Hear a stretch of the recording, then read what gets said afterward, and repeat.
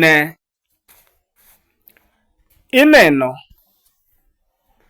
naneno jal moro ma ofuny tiende nyako papo tiende ne bedo ka ng'owo pi, kendo pi mane tiende ng'owoni to ne ng'owo kata ndalo mag oro. Bende kata lwete, pat lwete ni nyalo yudo ka ng'owo pi. Kana nono gimomiyo ma timore, to nayudo ni ne en jal mamadho kong'o. Kendo ma emane nitiere kaka ne osedonje dende mane golo pigni.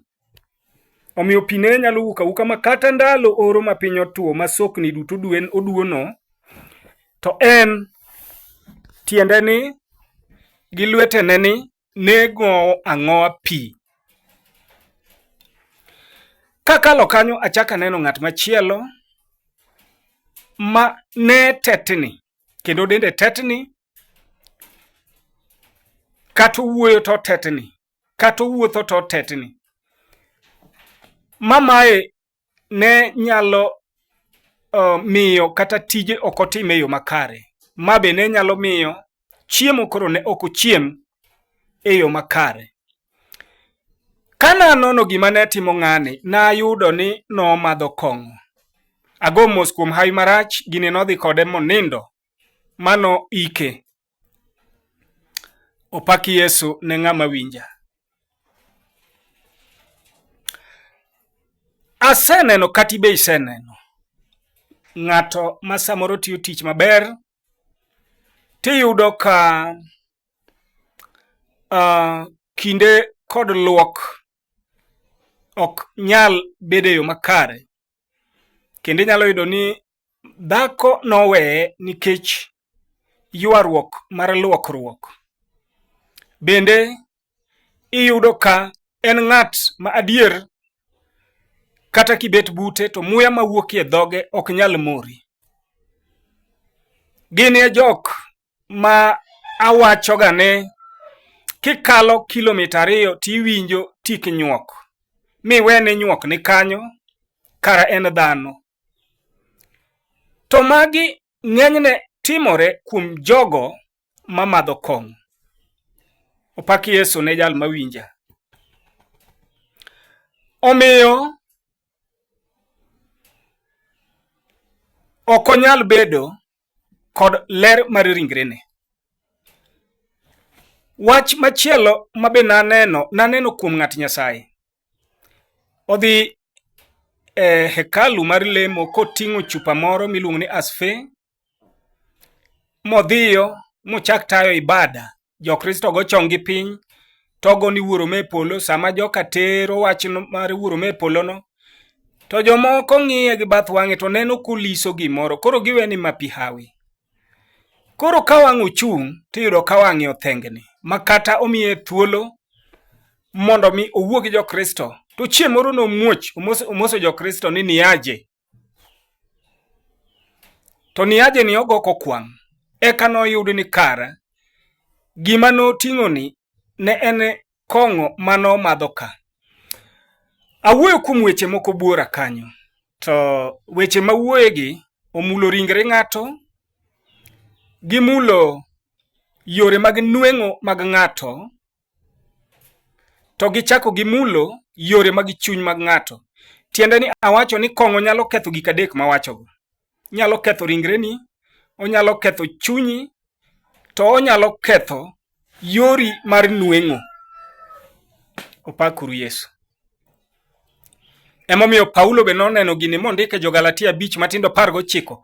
Okwano gik moko kanyo to wacho ni ng'ama timo gik makamagi ok none gweth mar loch polo. Ng'ama timo gigo to gik mokwano ga achiel kuomgi en mer. Koro in tidwa wachona ni mer muma ok okwero. Iwuonda. Opak Yesu. Ka wuoyo kuom ringruok, to dhi som Jo-Korintho 6 matindo 19 mawacho ni ringruok marwa en hekalu maro mar Nyasaye odakie. Tiende ni ringruok marwa ok marwa. Ringruok ma wan go ni mar ng'ato.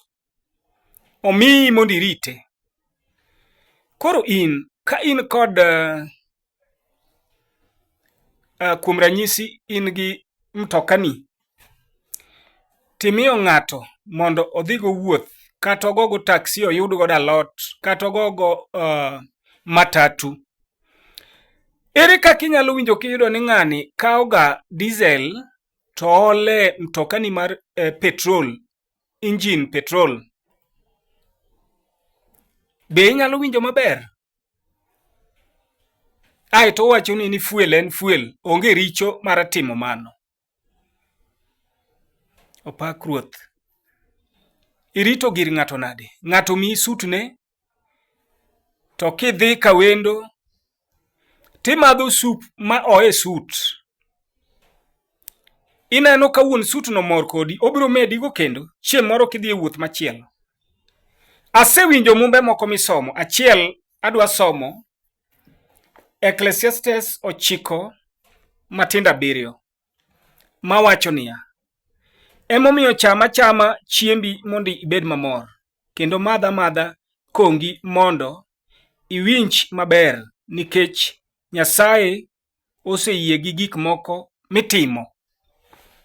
Koro mano muma makisesomo ijal ma Satan olaye pache, tichako wuotho godo kiwacho ni Nyasaye oyie kod madho kong'o.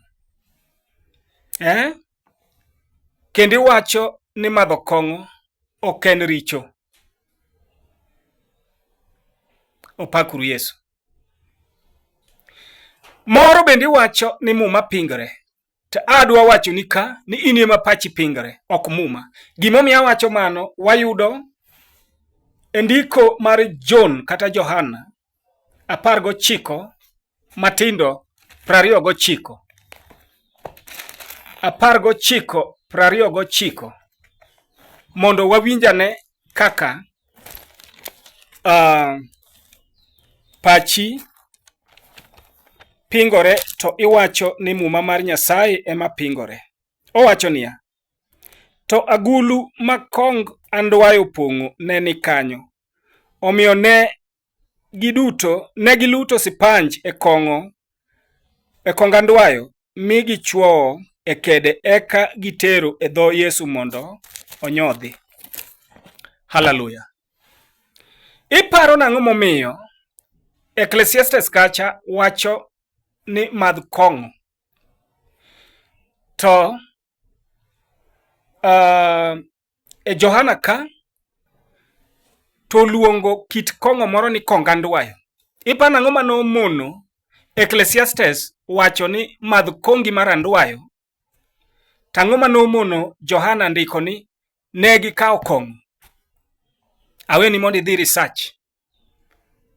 Atieko kawacho ni kong'o ketho yor jakristo e yor chuny, kong'o ketho dongruok mar ng'ato e yor nweng'o, kong'o ketho ringre mar ng'ato. Opakru Yesu. Gima ketho ringreni, gima ketho chunyi, idwa wachona no ber? Idwa wachona ni ok en richo? Awacho mogik ni dhi nonane, kata king'eyo tindikna e comments kanyo. Ang'o momiyo Ecclesiastes ok owacho ni madha madha kong andwayo? Tang'o momiyo John ok owacho ni ne gikawo kong'o giketo e dho Yesu? Ang'o momiyo John oluongo ni kong andwayo to ok oluongo aluonga ni kong'o? Opak Yesu. Nyasaye mondo ogwedhi jawinjona.